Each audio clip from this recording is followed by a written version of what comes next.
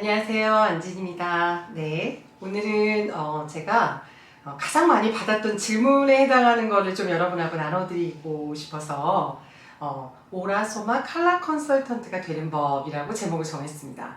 많은 분들이 제가 어떤 일을 하고 그 다음에 또 칼라 상담이라는 게 굉장히 흥미롭긴 하지만 어떻게 하면 오라소마 칼라 상담가가 될 수 있는가 이런 걸 많이 질문을 하셨어요. 궁금해 하셔서 오늘은 여러분한테 세 가지 주제를 좀 말씀드릴게요. 실제로 저는 지금 서울숲에서 마음한 힐링 상담센터라고 해서 상담가로서 상담센터를 운영하고 있고요. 또 이제 상담을 일주일에 이제 정기적으로 다른 상담센터처럼 상담을 운영하기도 하고, 두 번째는 또 이 칼라 컨설턴트라고 하는 이런 저 같은 상담가를 키워내는 교육장으로서의 역할도 하고요. 또 저 개인적으로는 이 칼라라는 힐링 도구를 가지고 대외적으로 나가서 이렇게 지역사회라든가 뭐 기관이라든가 또는 공무원이라든가 학교라든가 간호사들이라든가 여러 가지 단체에서 강의를 하는 세 가지 역할을 하고 있습니다. 여러분들이 이제 저를 통해서 칼라가 상당히 흥미롭고 이걸로 마음을 본다는 것이 무척 끌린다. 근데 궁금하다. 실제 내가 할 수 있을까? 그리고 어떤 사람이 칼라 컨설턴트를 할 때 재능이 있는 걸까? 이런 게 궁금하셔서 오늘 그 부분을 좀 풀어드리도록 할게요. 네. 첫 번째 이제 칼라 컨설턴트. 실제로 저는 상담센터를 운영하고 있죠. 그래서 센터에 많은 분들이 예약을 하시고 실제로 상담을 받고 있고 오라소마를 활용해서 상담을 하고 있습니다. 이 과정은요, 원래 저에 대해서 얘기를 한다면 갑자기 이제 저 같은 경우는 상담을 했다라고 하기에는 좀 오랫동안 사실 이것과 연결되는 일을 좀 했었습니다. 예, 정신과 간호사를 한 10년 했고 또 상담은 석사를 좀 했고요. 그리고 그동안은 또 인지치료라든가 여러 가지 마음에 대한 재밌어서 배우러 다녔어요. 그냥 마음에 대한 것들을 좀 테라피를 공부를 하다가 2013년도에 이 오라소마라는 도구를 만나서 이걸 활용한 이제 상담센터를 열었는데요. 나는 그런데 학부도 딴 걸 했고 나는 뭐 그동안 백그라운드도 없어서 못하겠구나 하실 필요는 없습니다. 제가 지난 몇 년 동안 전혀 다른 공부를 하셨고 또 직장 생활을 다른 걸 하셨고 또 간호사를 했었고 이렇게 상담이나 이런 쪽과 관계가 없는 분들을 안내를 했었는데요. 지금 몇몇 분들은 자기 센터를 이렇게 똑같이 오픈해서 상담센터로도 운영을 하고 또 교육을 하면서도 운영을 굉장히 잘하고 계신 분들이 있습니다.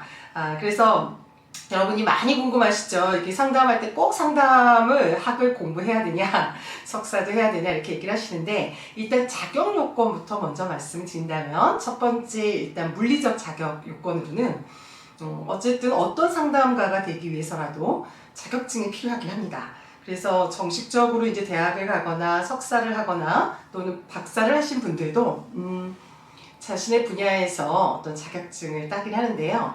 이 상담학 파트가 이 국가 자격증이 많지 않습니다. 국가에서 공인하는 자격증은 종류가 몇 개 안 돼요. 의외로 대부분은 이제 민간 자격증이라는 걸 따서 자신의 재능이 되고 충분히 훈련이 된 상태면 상담센터를 운영하실 수 있어요. 저희가 지금 상담하는 거는 여러분 검색해 보시면 알겠지만 칼라도 굉장히 많은 분야가 있습니다.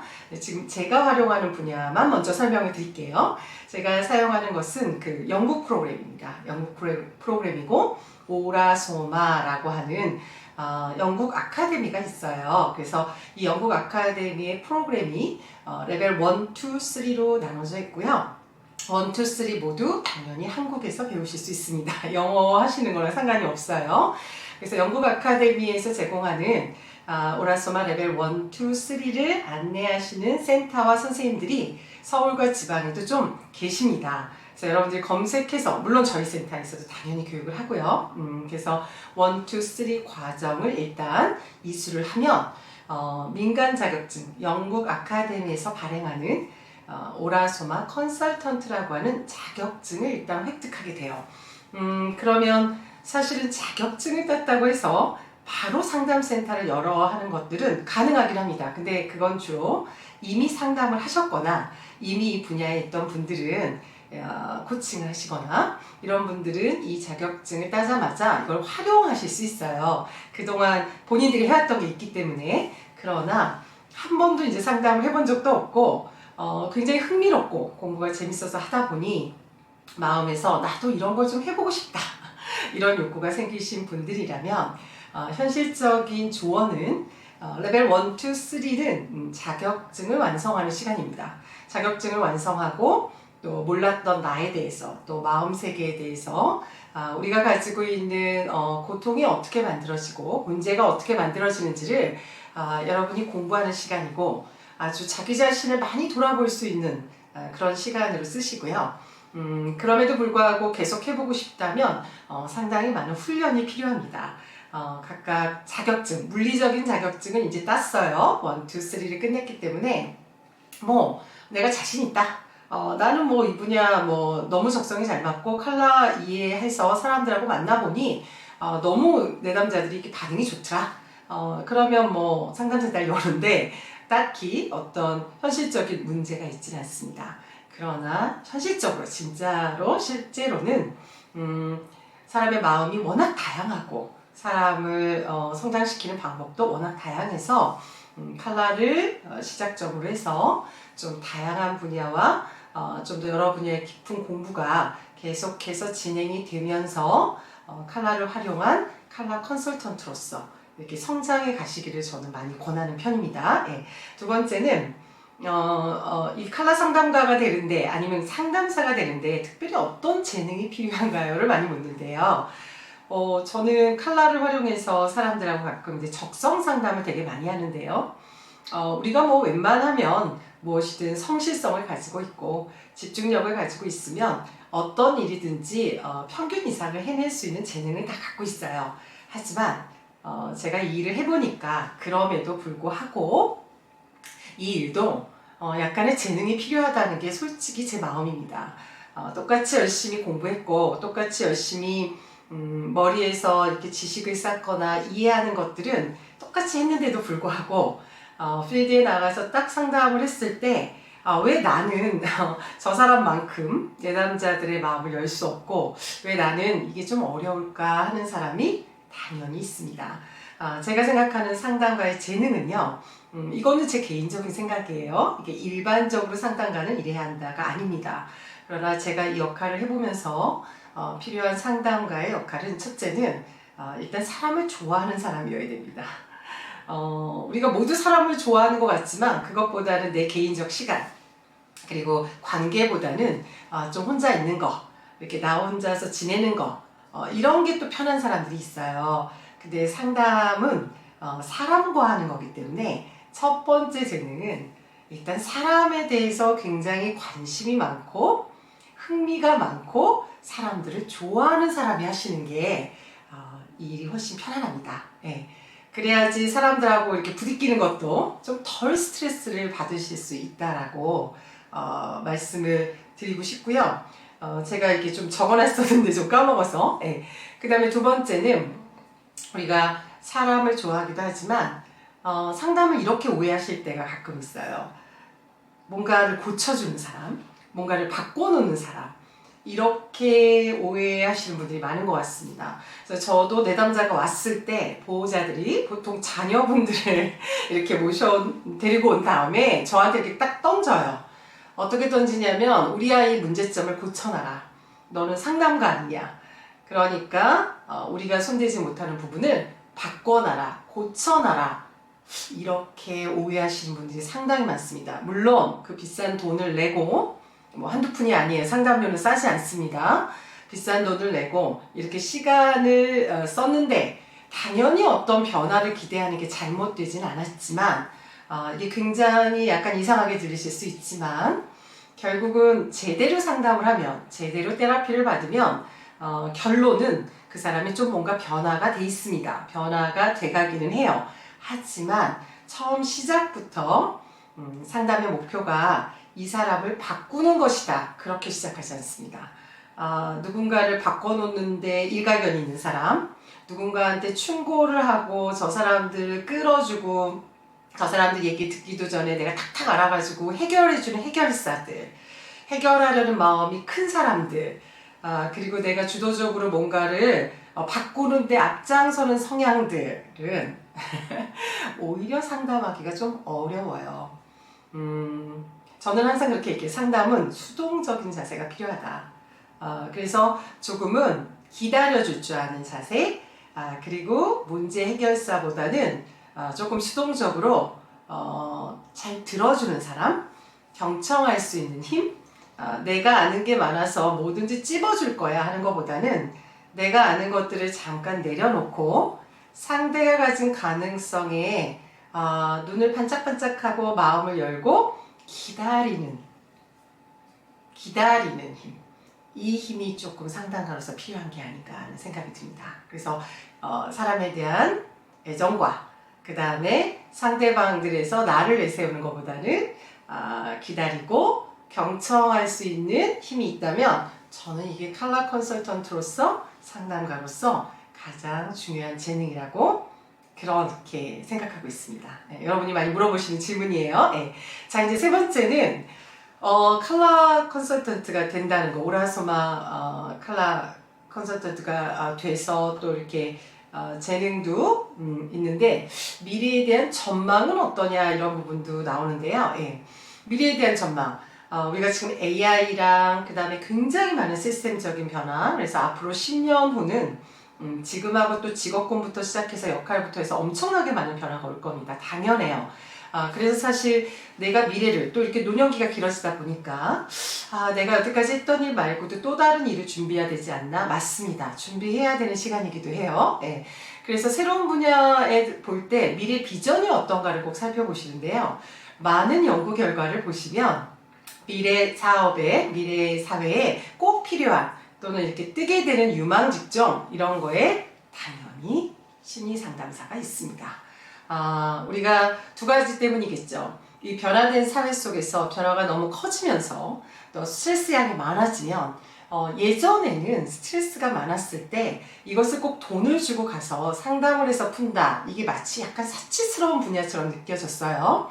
근데 인구가 줄어들고 사람들이 굉장히 개인주의가 되면서 나 자신이 중요한 시대가 됐습니다.